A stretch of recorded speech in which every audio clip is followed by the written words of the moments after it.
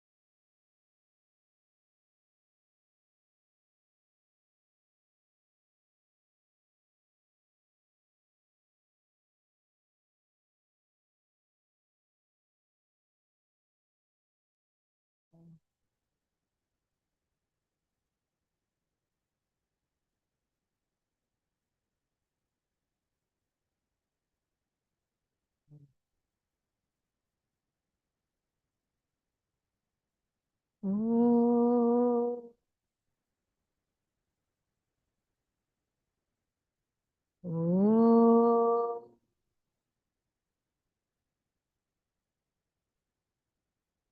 oh. Let's start with a prayer to Swami. Oh my God. Dear Swami, we are so grateful to be able to meet here together in your presence today. While we are here together studying your word in your Bhagavata Vahini, we ask that you open our ears and hearts to whatever it is you want us to learn. Please speak through each one of us and help us progress in our spiritual journey. Jai Sai Ram. Sai Ram. Just a few housekeeping. Please make sure that you have muted your cell phones. And let's stay on the topic. I know that, yeah, we can always ask questions. This platform is to have an open discussion. So please do not hesitate. I just want to review the last session. And when I say last session, I think we have been talking, we have been on chapter 6 from June 8th to last week. And we discussed various things. Of course, we started talking about Vidura's character. And because this was about Vidura's renunciation. And we talked about Vidura's character and how he renunciated all comforts. We talked about how he walked in to the court and had the right action during the conversation.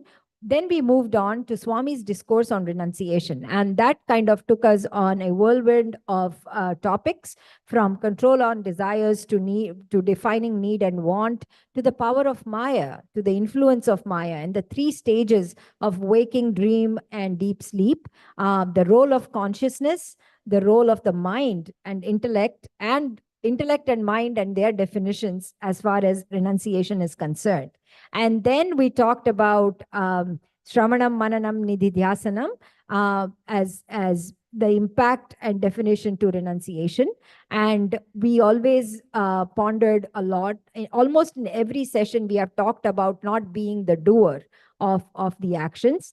We have defined again and again about what is need versus want. We have defined Shreyas and Preyas. We talked about detachment and discrimination or discernment, and when to use it and how to use it. We have talked about becoming aware of the divinity within and in everything, just like Swami had said. If anyone wants to add anything, this would be a great time from the previous chapters.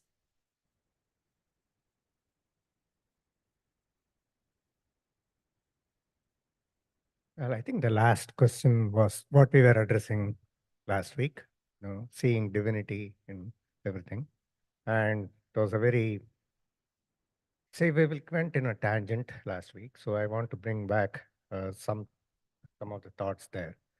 One thing is, many things that we observe are just, happenings which are falling into our consciousness. So the incidents that we talked about, they probably happened a month ago. You were not disturbed by that incident a month ago.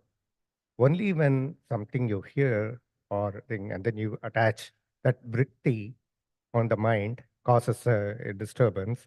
And if we attach to the disturbance, that's where we lose our patience and our focus.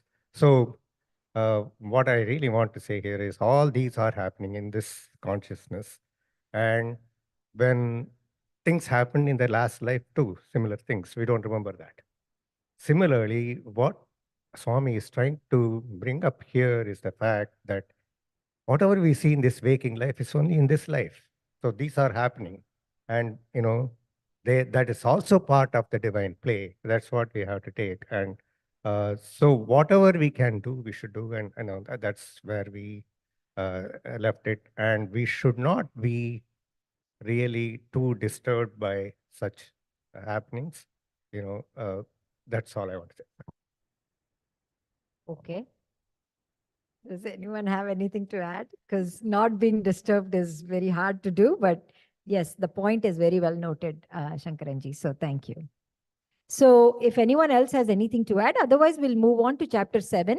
Of course, recognizing divinity within ourselves is going to come back again and again as a topic. That is the underlying impact of many things that Swami has written in this book, and we will be discussing that. So what I want to add is that only when you learn pre-calculus can you go into calculus, right? Similarly, there are a lot of lessons we need to learn before we get disturbed. So for many people, when you get disturbed, you take action, right? You take the appropriate. So that is fine too. So us understanding that we are disturbed in the spiritual path, we may get disturbed. So I think it's okay to get disturbed, but understanding that we are disturbed and to be able to quieten our mind, to be able to focus and quieten our mind is where we need to be right now, because again, we have not reached that calculus stage. We haven't reached that stage yet. So I think. Very good point. Thank you, Soumya. Sairam, also I wanted to add one thing that we get disturbed when it is very close to us. We talk about atrocities that had been happening from the time started, immortal, in all the yugas, it is happening, and, against kings, and in the name of religion, in the name of God, in the name of the kingdom, in the name of family, so many atrocities have been done. Injustice, caste, everywhere, So why we get disturbed? Because if we think it is my country, my people, something happening, then it affects me or in my family, right? And so many countries, so many things were happening, still happening, against women, against children, violence. We are not disturbed. We may hear it in the news, oh, okay, it's happening. We may feel bad for a second and then go on with our work. So what we can do is, this is where we can have the equanimity and we can say, okay, all this happening. But what can I do? Can I go jump and do something about it in that situation? Maybe not. There are people there in the positions to take care of those things. We can, what we can do around us immediately, that is what we can do, focus on it. We can say a prayer, and this, we have to take it in a context that these things do happen all over the world, all the time. This is nothing new. Only because we have attachment that it bothers us. So that is where we should see why I am bothered by this. What can I do? We can turn it and look at it that way. Vera? Yes, Sairam. Thank you. Sairam, Yeah. quick thing. Please. I was just, there is a new video by Dr. Venkat Sadanand. I have not watched fully, but he talks about very relevant to what we are discussing. And we talked about the intellect and a mind and the Atman, Brahman. And he talks about that. I thought it is very relevant. Thank It's about half an hour, YouTube. So maybe we can watch it. Sometime. So I Yeah, just, absolutely. That's a great point. Thank you. All right. So with that, I think we'll move on to the next chapter. And of course, we have a new topic of discussion. That's just something that I believed. So we will start with Vidura, the counselor, now. Bhagavatha Vahini, Chapter 7. Vidura, the counselor. Vidura continued his admonition of Dhritarashtra. You have reached this advanced age, but still, without any shame or hesitation, you are leading a dog's life. You may not be ashamed of it, but I am.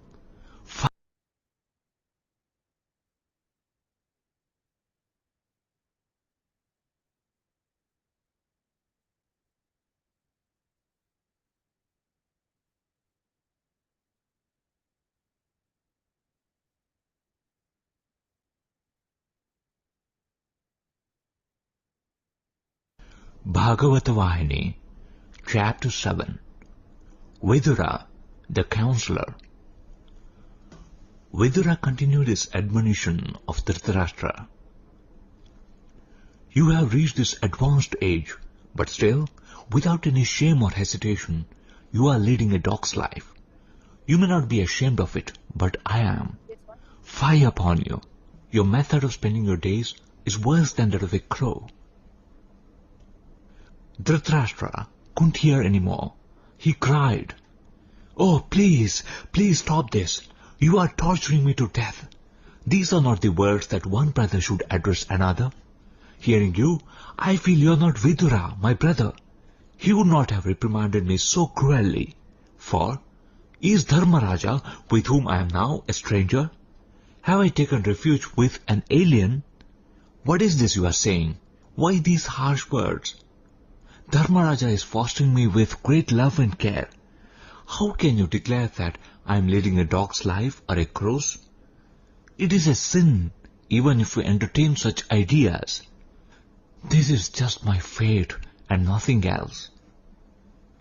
Dhritarashtra bent his head and mourned. At this, Vidura laughed in derision. He said, Have you no sense of shame that you should talk thus? Dharmaraja might, out of his goodness, care for you more than his own father. He might look after you with a love greater than your own sons. This is but the reflection of his character. That is but the amplification of the significance of his name. But should you not plan for your own future? One leg of yours is already in the grave, and you are blindly filling your stomach in comfort and rolling in luxury. Reflect for a moment. How you tortured Dharmaraja and his brothers to fulfill the wicked intentions of your vile sons. How you devised stratagems for their extinction. You put them in a wax house and set fire to it. You attempted to poison them. You insulted their queen in the most humiliating manner before a vast assembly. You and your abominable brood piled grief over grief on the sons of Pandu, your own brother. Blind, senile, thick elephant skin, you sat on the throne perpetually asking those beside you, What is happening now? What is happening now? How can you stay in this place enjoying Dharmaraja's hospitality? rolling over your own mind the iniquities perpetrated by you for his destruction. When you were devising the end, did they cease to be your cousins, or did the cousinship emerge now when you came to them for stay? You tell me so proudly that they are treating you so well, without a shred of shame. Why speak so much? The disastrous game of ties took place at your initiative, isn't it? Do you deny it? How can you? I was the witness of that game. I advised you against it. Did you take it to heart? What happened then to the love and sympathy which you are now freely pouring forth? Today, like a dog, you are gulping the food the Pandavas are placing before you and leading this despicable life. Hearing these words of Vidura, which pained him like hammer strokes, Dhritarashtra developed a distaste for his style of living.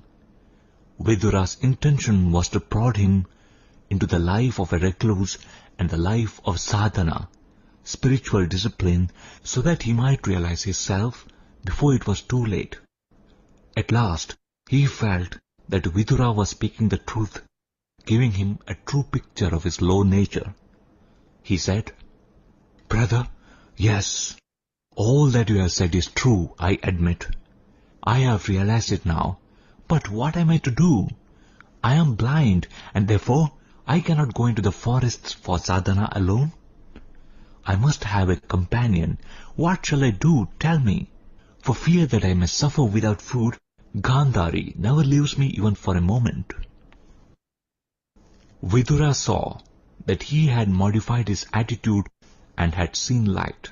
He emphasized his original advice. He said, "You have become blind, primarily due to this attachment to the body. How long can you be burdened with it? It has to be dropped by the wayside, someday, someplace. Know that you are not this body, this package of nauseating things. To identify yourself with the physical frame is a sign of extreme foolishness. The body is being besieged perpetually by death with its army of diseases. But you are unaware of it. You do not care for the pro and the con. You snooze your fill and snore. This drama has an end. Remember, the curtain has to come down. So go towards some holy places without delay and meditate on God and save yourself. Let death come and carry away your body there. That is the most excellent end. Do not die like a dog or a fox, somewhere, somehow. Arise and go. Develop detachment. Give up this delusion and escape from this house." Thus was planted in the heart the seeds of renunciation. Dhritarashtra pondered long and broke into tears. His lips quivered. He moved his hands from side to side to contact Vidura. At last he held his hands and said, "Vidura, what can I say to you, who gave this most valuable advice that is certain to promote my best interests? Though you are younger in age, your jnana makes you senior to all of us.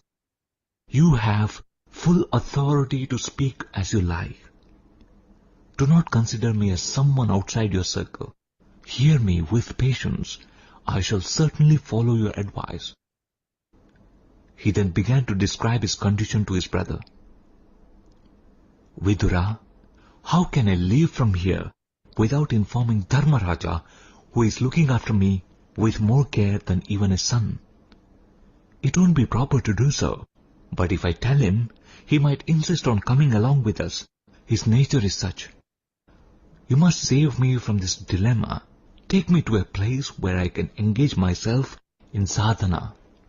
When he pleaded thus, Vidura replied, "Your words sound strange. You are not going into the forest to eat banquets, or to witness carnivals, or to enjoy the beauty of the scenery.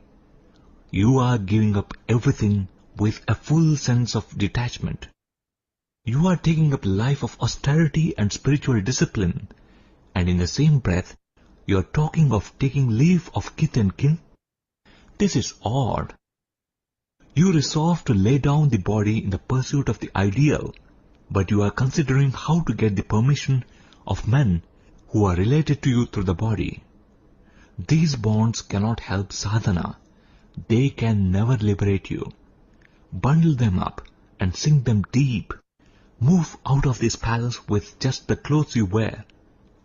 Do not waste a single moment of your life. Thus, Vidura advised him without mercy. He did not change the tune of his song. He emphasized the importance of immediate renunciation. Dhritarashtra was on his bed, listening intently and ruminating on the next step. He said, Vidura, what you say is quite true, but I need not describe to you my special difficulties. This body is decrepit, these eyes are blind. I must have someone at least to guide my steps, isn't it?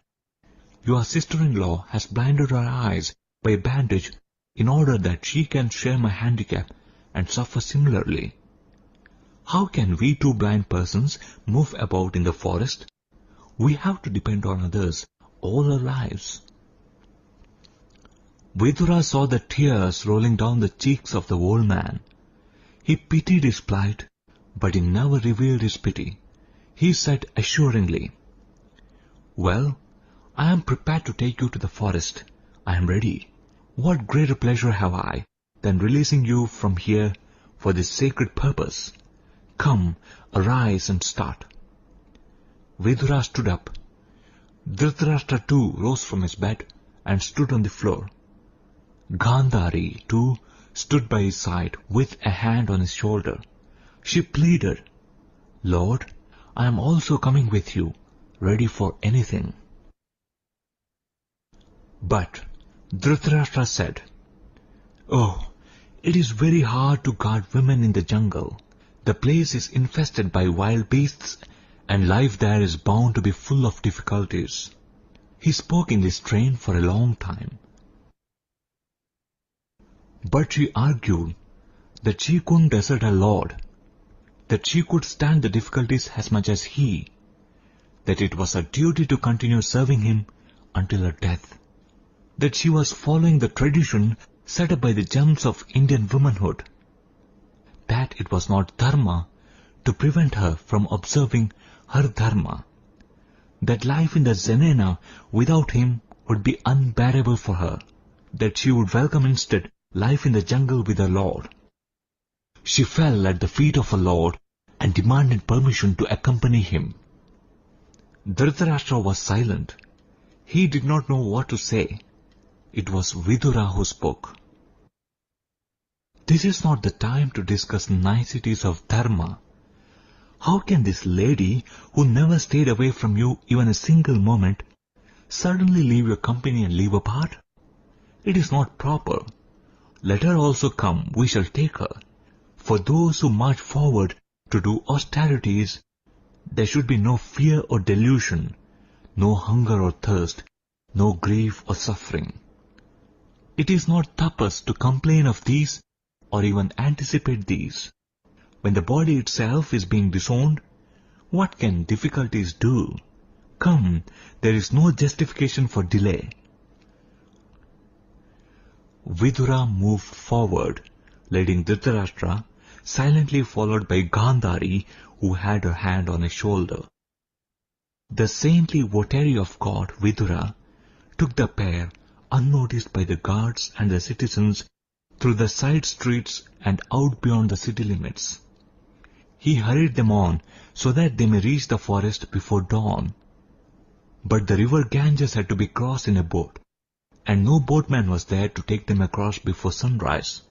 So they had to wait on the bank of that holy river. Vidura made them rest for a while in a bower, and himself arranged for a boat to take them all to the other bank in the dark. Okay, Sairam, thank you. That was the end of chapter 7. If we need to go back, we will go back during our discussion. But basically, the chapter begins by how Vidura reaches Dhritarashtra's house or part of the palace where Dhritarashtra was living. And he does that after everyone sleeps. And the Pandavas not knowing that he's going to be stepping out. He doesn't tell anyone just because he does not want to bother anyone with that. So with that, I thought, and this is an interesting chapter, of course, but I thought we could start with, I don't think we need to read through this again, but, in a lot of ways, Vidura calls Dhritarashtra stupid. And what is that stupidity? And this is where it is. I think we missed that piece because it wasn't on the audio that we heard. But he says that, you know, he actually calls him, he knew that the first thing he says is Vidura tried to console him with profound teachings of the scriptures, but he soon discovered that the petrified heart of the old man would not melt at the application of cold advice.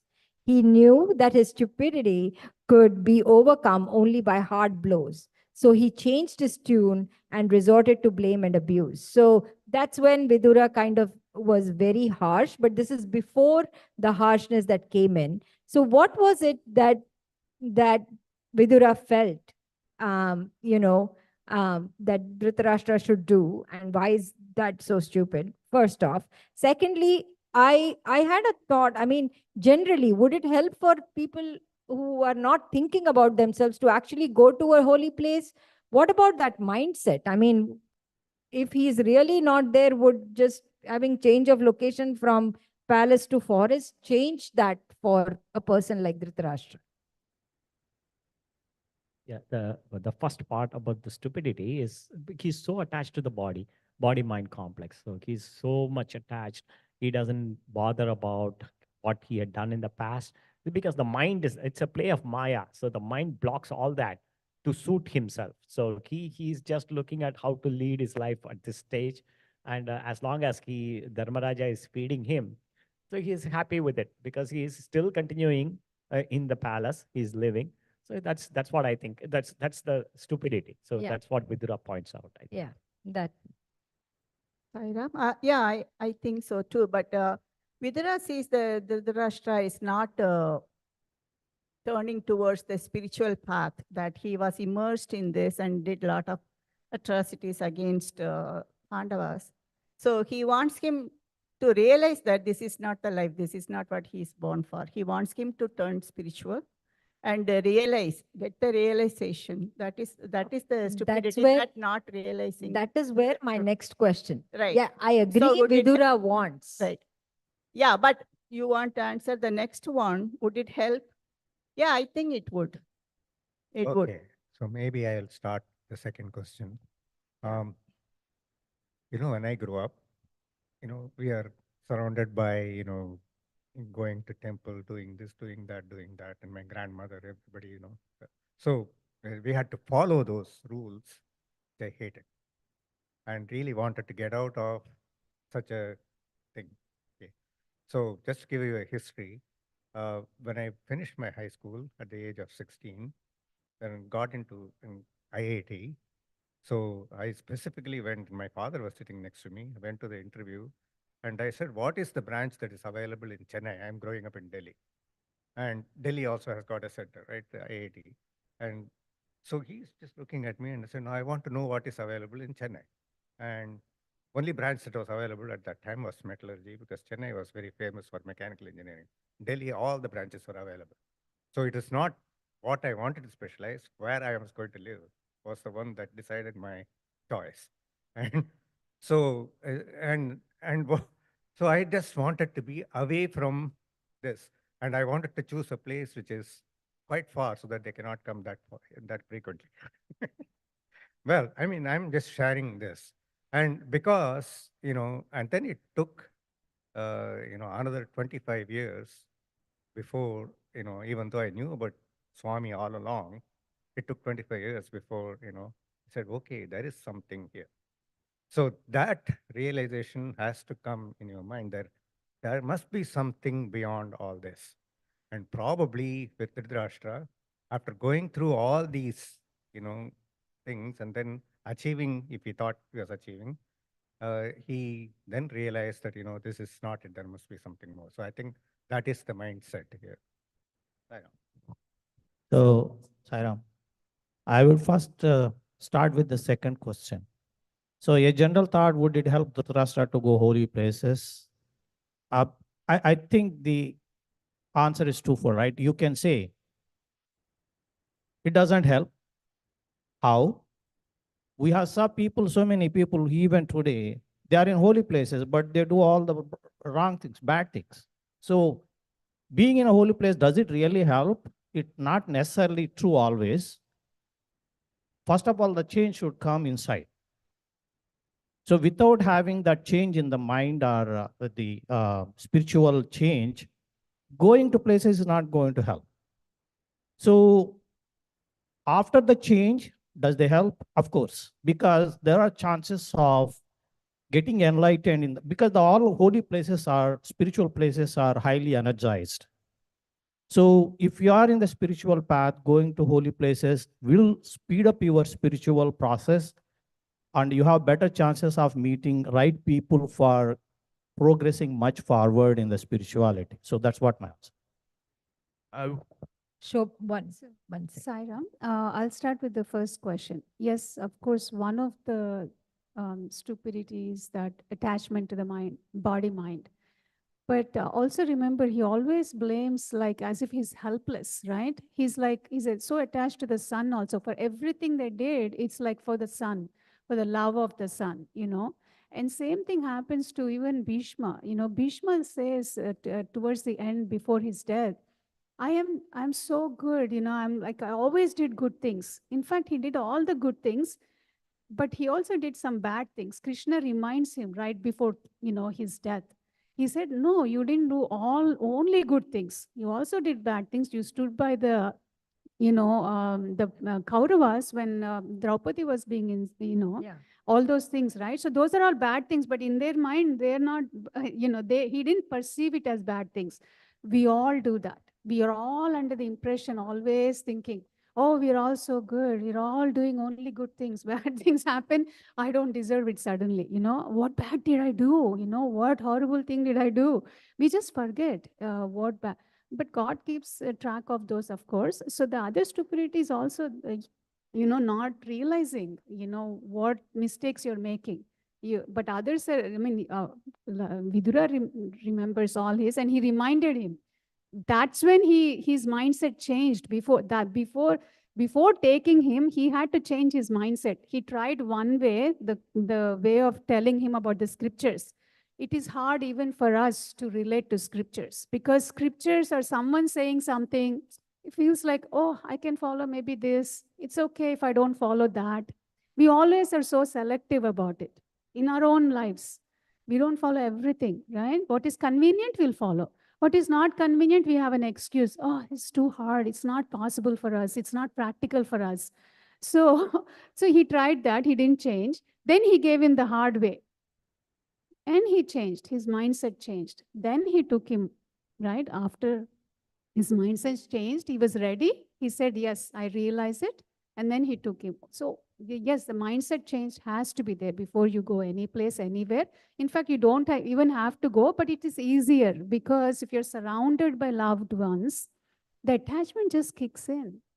That's why in the old age, like in that age, they said vanaprastha, right? There is a reason, because you're not surrounded by that constant, things going on with the kids, your work, this, that.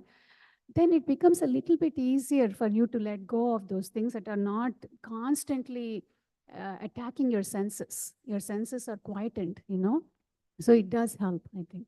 I would slightly disagree. I would think that I wouldn't say holy places. I would say to escape where those attachments were, because he was living in the palace, Dhritarashtra, where there's so much gold. He was there. There's so much food everywhere. Like, how is he going to escape and go ahead and reach that holy place when he was surrounded by all those like Valuable comforts, yes. So it's I would say it's I would say for him it was more less about like reaching that next stage, which is obviously important, but it's more about escaping from those attachments and stuff, which is I think was important for that mindset. Um, yeah. As for Dhritarashtra's stupidity, I think it was also. I agree with most of what everyone else was saying. I think also there was a part of like where he was attached to like those 100 cousins, and that they had also died in that process. So, yeah, his sons, yes. So that attachment itself was what Vidura was calling stupid as well. In that, so. So I think going to somewhere where the vibrations are holy, higher vibrations that will connect us. Nobody's telling, but it's the vibrational connection with the higher vibrations. If, say, for example, instead of going out there where took them, had gone to wrong places, totally opposite wrong places, then see the difference, what would have happened to those people. They had gone to improve themselves, change themselves. So they went to the right place where the right vibrations or maybe neutral vibrations, as compared to places where there would be very negative vibrations. So of wrong things, all wrong things, that will have a effect. So I feel better they went to the jungle where it's peace at least. Yeah. Please go ahead, Venkaji. Sairam, see, just like last week, we shared that example of a glass with the sambar sediment filled with like water. Yeah. So that's how Dhritarashtra was. So basically, what is happening is he doesn't see that sediment. Most of us are like that. We don't see that, as Shobhaji mentioned. We don't see the negative part of our lives. So Dhritarashtra was also like that. So somebody had to point out to that, see that. So the Vidura acted that. So he pointed out to all those bad sediments that is there, and so that he can stir that out and clean. And so that, and would it help? In those days, we have to look at the context. In those days, especially for a king or ex-king, he cannot go outside and live in a village or in a hut without being noticed. So for such people, the only refuge is to go to the forest where nobody will even notice that they exist. So if you're looking at it as a blind person going to a forest where there are bushes and wild animals, whether it is worth or whether he can do it, I think that is the only choice they have in those days. I think we have to connect it with the times of the period. Oh, okay. That's a good point. But my point here is, so that's why I didn't say forest, because yes, right now we don't. But a lot of people, like we know of, do not feel the energies that we are talking about in a holy place. They may just go, unless you know and believe what has happened and occurred there, and you believe in that, in the divinity of it all, that's when that energy kicks in. Now, I understand that in this chapter, it was Vidura did tell, did guide him and whatever, and it seems like he has changed his mind. But not to divulge more into Dhritarashtra's thought or whatever, but momentary thought comes in all of us. But to kind of leave and make use of that opportunity is two different things. Momentarily, after he has said so many things to him, he's like, oh yeah, you're right, I'm a fool, I'm a loser, let's go. And then after that, he's like, oh my god, this is the guy who I followed and he brought me here. I was nicely living in my, I'm blind and this woman is blind, and now what do we do? So my point is that crux has to come within versus, so Yeah. since you're like, ready. Right. Like FDR says, wherever you go, there you are.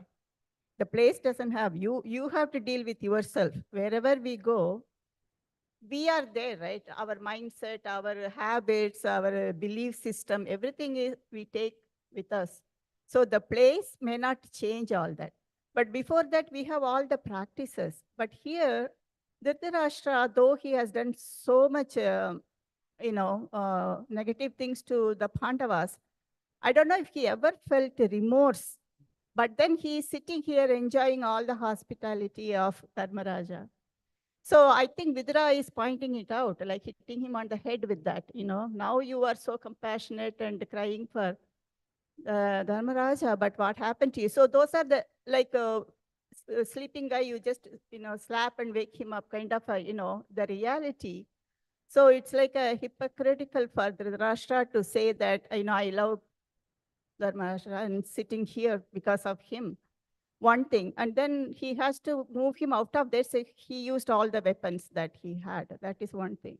Second thing, Dhritarashtra, maybe now that after hearing all this, his mind has changed that, yes, I shouldn't be sitting in comfort. I have to go. So even for us also, something has to happen. The transformation has to come.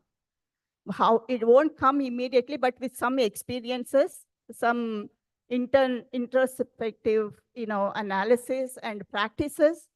So slowly we practice. Suddenly one day we cannot just renounce everything and walk off. But the transformation, that is why we have the satsang, we have to read, we have to practice and all that. It's not overnight change. But the places have energy, good energy. Sarva Priyananda once said, he lives in New York, right? So he went to the Central Park to meditate. He is so advanced, a spiritual person. He can meditate any place. But he said, though the park is so beautiful, peaceful, but the energy, he says it is not right.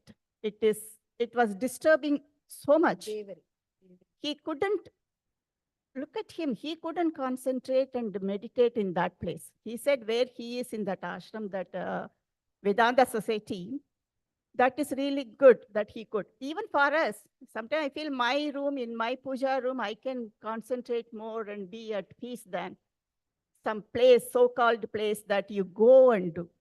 So it can work both ways. You can feel the energy also at the temple or the place. See, all those places, how they do pujas and all that, they have vibration, they have good energy. But at the same time, the person who is doing or whatever, there is a story that this sannyasi, he goes to somebody's house to eat bhiksha. So when he leaves, suddenly he found himself carrying a silver tumbler with him. So he doesn't understand, why did I do this? Then it happened that the person who cooked and served him is a kleptomaniac, have the habit of stealing. Once he ate the food, he kind of, it came to him, that energy. So we pick up so much of energy from outside. So that is very important that we surround ourselves with good energy, good thoughts, good behavior. This one is nice because we don't have to talk about ourselves. We are talking about Dhritarashtra. Third person doesn't matter. We know all of his negativity. Yeah, so I want to actually talk about Connect with our practices too. It is okay to talk about Yes. Bhagavad Gita, Ramayana, Arnasya. What are we going to do? What are we getting out of that? That is the purpose of this meeting, I believe. So I think one of the thing that you talked about, I don't know if it's there in the main passage about holy places. Yeah. That was So, I mean, the holy places is something that it has to come from your mindset. I can visit temples. All I see is what are all the things happening around, except, why are they people shouting like this? Why are they doing this? That's all I focus there when I go to the temple. right. And so I cannot really get, the bhakti. For example, Yeah. last time, about 2 years ago, went to the Mariamman temple in Tirchi. Yeah. Very, very huge line. People have been sitting there morning 6 o'clock, and we are going there at 1:30 in the afternoon with some arrangement. So we are able to just walk in. Right. And and you get only 5 seconds or less of darshan. Right. Okay. So only thing that you hear, all around. So they are all, we have been standing here for 6.5 hours, and you guys are just walking in. Yeah. That is the only thing that is ringing me. I'm not able to focus anything on why we were there. Right. It seemed like a ritual to just do that. So I think, mindset is a lot more important, to develop than the holy places themselves. Side up. See, I just was sick for a little bit sick few days, no big deal. And I said, I'm so, why is be, no, I sort of tried to put it into practice, what I've been reading all the time, Advaita Vedanta, you're not the body, you're not the mind, you know. I had to remind myself consciously, yeah, hey, you've been reading Vedanta, all this thing for so long. I'm not the body, I'm not the mind, and so on and so. What happened to it now when we are just a little bit sick? Why are you so down? So I feel, and it made a difference. It made a difference in me. I say, it's useless. I'm not true to what I'm studying and reading. And I was able to let go that little thing. It'll take time. It'll be okay. So what's a big deal? But consciously I had to tell my mind the same thing which I've been reading, that is the truth, follow. And it did make a difference. Really, it made a difference. So, it made a big difference. I said, okay, there's a problem. It'll be solved. But I'm not the body, this thing, I'm not this. Literally, I have to teach myself again the whole thing. And it was good, very good, I felt. Next time, it'll be still better. It won't affect me at all. Yeah, Jay Bhai, sorry. So there are so many variations of this Mahabharata. So correct me if I interpret it incorrectly from other versions. If you look at Dhritarashtra's past, he is the actual heir for the throne. Correct. He is the first one. But because of his disability, he was not given opportunity, and Panduraju was crowned. Correct. That's where he had that kind of, right from the day one, he has that feeling inside. I am supposed to be in that throne, but because of my disability, these guys put him as a throne. He has that kind of jealousy feeling inside, though he was not expressing it openly, but that feeling was already there in him right from the day one. That's why when he got opportunity after Panduraj was killed accidentally, and then he became heir of that throne, he had that grudge inside going from the day one. And that's why all that injustifications done to Pandavas, he was keeping quiet because of all that feeling that he had inside for so many years. He was not condemning it because he think he was the person to sit there. These guys enjoy, now I don't care. Let my son enjoy after me. I don't care what my son does. So that's the reason he was always backing up all the bad things that was going on. And of course, after war is done, he lost all his wealth and everything, sons, everything. Now he started self-pity on himself, doing all that. Okay, forget about all the things that I have done. Now I can use my disability as a reason to stay in and be in a comfortable place. That's exactly the stupidity what Vidura was pointing in. Hey, when you were in power, you never cared about your disability. You were enjoying. Now you are showing your disability as your, cause for enjoying the comforts here. It is completely absurd and stupidity. I think that's what Vidura was very nice. Yes. hard on that part, hitting him. Yeah, thank you, Jay Bhai. Yes, please go ahead. Sairam, I think if you just look at Sairam, can you hold it? if you look at everybody's life, we always take what is convenient for us. Yeah. So Pleasant. this Mahabharata is a great epic, right? From the beginning, as Dhananjay said, where Dhritarashtra felt he should have been the rightful heir. So, right, everybody thinks what they are doing is right. Everybody. So when Vidura points this to Dhritarashtra, then he realizes that, oh yeah, those are all something that I have done. But till that time, it doesn't come because Maya blocks it. Maya only gives you the best picture. Always it says, oh, I am right. I'm right. So very rarely will somebody feel very bad about something that they have done. So most of the time they justify what they are doing. Yeah, thank you. I think we should move on because this is a great segue to lead to this. And I know we just heard the entire chapter. You know what it is. So I don't want to go and waste time with that. But what characteristics of Yudhishthira are shining from this chapter? What are those characteristics for you that come across here? Not directly. He has never been brought here as someone who is interacting, but there is so much to learn from his actions. One thing, he took care of Dhritarashtra, even though he has done him harm only in the past, tried to kill him in many ways, Vidura is pointing out. Even though the person has done him harm and his brothers, he didn't hold grudge against him. He took care of him like his own father. So many of us cannot do that. Somebody does something for us, we always want to say, oh, how do I get back?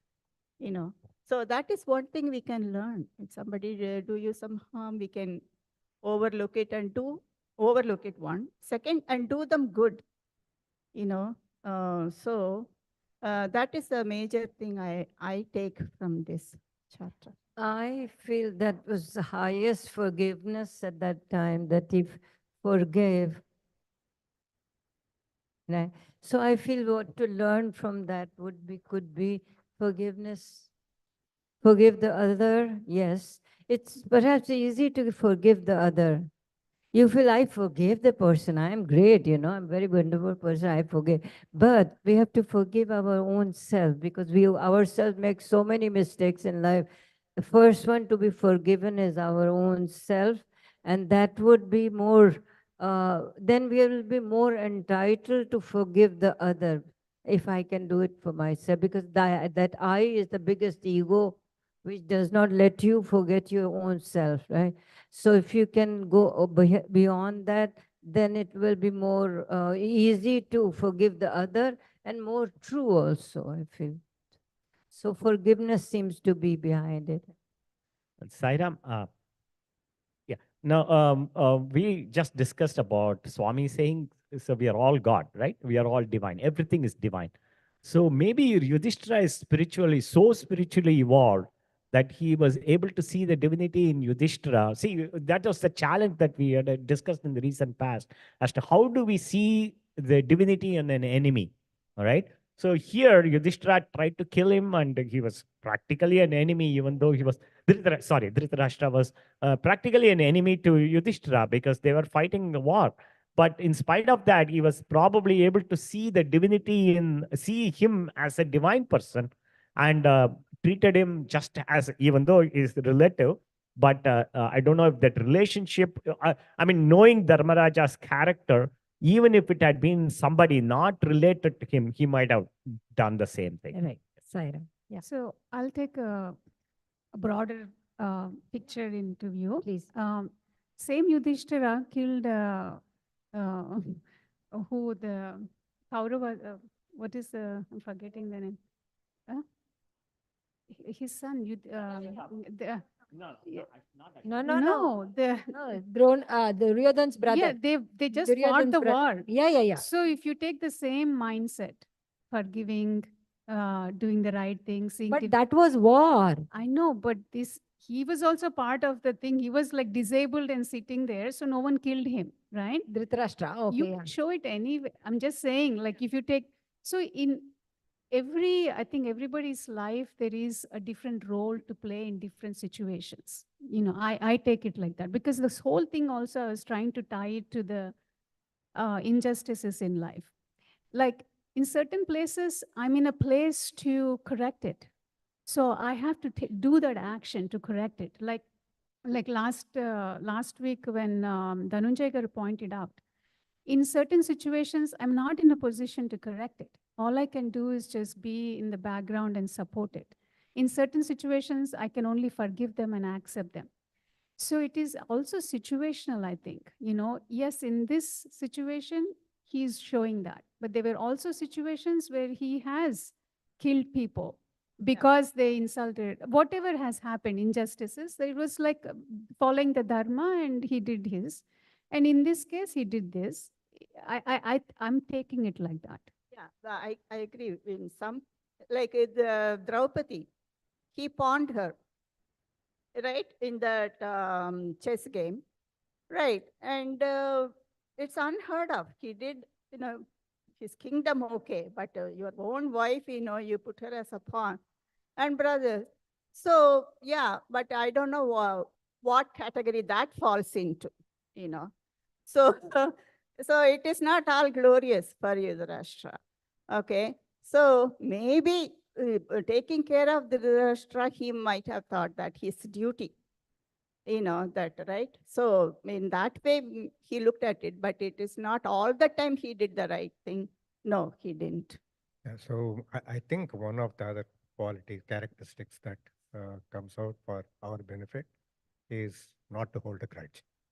I think we sent Not holding grudge. yeah. So if even if somebody has done wrong, but they have come to a point where you have made peace with it, you should not be holding on to something bad Sure. that people have done. I think that's one quality we see. Sairam, thank you. So before we end, I know we have a couple of minutes. I wanted to talk about forgiveness, because that I think is definitely needed. First off, for Dhritarashtra to be taken care of. Even if it is not Yudhishthira, it would have been Arjuna. In either ways, I think all five Pandava brothers would have done what was right. They would not have gone with that, grudge, as we talked about. So to not have that grudge is to practice forgiveness. Okay, and that's my take on this. And Swami calls it a great power. So, Om, would you like to read this? Forgiveness, the greatest power for a human being. The essential nature of love is sacrifice. Under any circumstance, it does not give room to hatred. It is love that brings even a person far away closer and more intimate to you. It is love that drives away the feeling of separateness and promotes the feeling of oneness. Love also raises a person from the animal to the human. Prem, love is the pran, life force of man, and the pran itself is prem. One without love is like a lifeless corpse. Love is shown only to persons who are alive. No one will love a corpse. Love and life are therefore interrelated and intimately connected. In this worldly life, love is manifesting in several forms, such as the love between mother and son, husband and wife, and between relatives. This love based on physical relationships arises out of selfish motives and self interest, but the love of the divine is devoid of any trace of self interest. It is love for the sake of love alone. This is called bhakti, devotion. One characteristic of this love is to give and not receive. Secondly, love knows no fear. Thirdly, it is only for love's sake and not for a selfish motive. All these three angels of love jointly connote prapatti, surrender. When one revels in this attitude of prapatti, one experiences the bliss of the divine. For this, the prime requisite is shama, forgiveness. Only a person who has this attitude of shama can be considered to be endowed with sacred love. This cannot be learned from textbooks, nor can it be acquired from preceptors, nor from anyone else. It is to be cultivated by oneself in times of difficulties, trials, and tribulations that one is supposed to meet. This quality of forbearance and forgiveness can take root only when we face problems and difficulties that cause grief and misery. When you are confronted with problems and difficulties, you should not get upset and become victims of depression, which is a sign of weakness. In such a situation, you should bring tolerance and an attitude of forgiveness into play and should not get agitated, giving rise to anger, hatred, and a revengeful attitude. You are embodiments of strength and not weakness. Therefore, in times of despair, you should be filled with the feeling of forbearance and be ready to give and forget. This quality of shama, forgiveness, is the greatest power for a human being. If one loses this quality, he becomes demonic. Shama is satnam, Satyam, truth. Shama is Dharam, virtue. Shama is Ahimsa, non-violence. Shama is Yagna, sacrifice. Shama is Santosh, happiness. Shama is Daya, compassion. Shama is everything in the world. Okay, Sairam, thank you so much. So the reason I wanted to us to think about this is because tomorrow we are having our satsang again, and I think we should start thinking about how to forgive, because it is not something that naturally comes, at least not initially, not when we are kids, unless you have had that mindset. We may not act mostly out of fear versus actually forgiving the person. Then we will also focus on what Ashaji brought up today, as in starting to forgive starts with ourselves.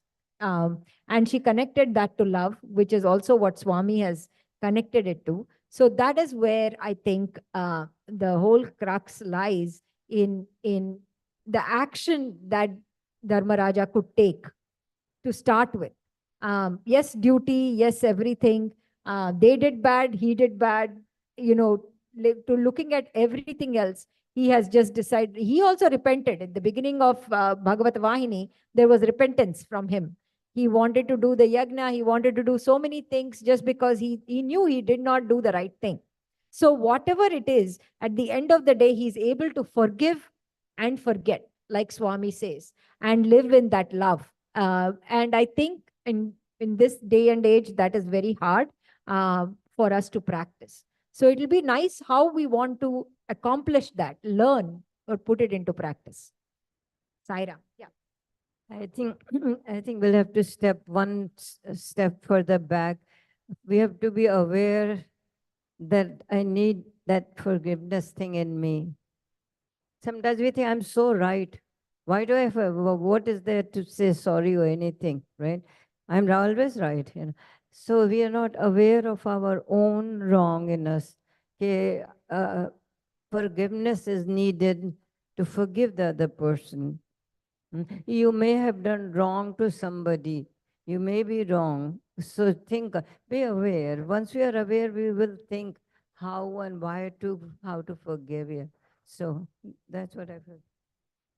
Sairam, tomorrow we will be discussing this. Sorry to cut you. And we will end with Om and three Shantis. Om Shanta Shanta Shanti. Sairam, thank you all for participation.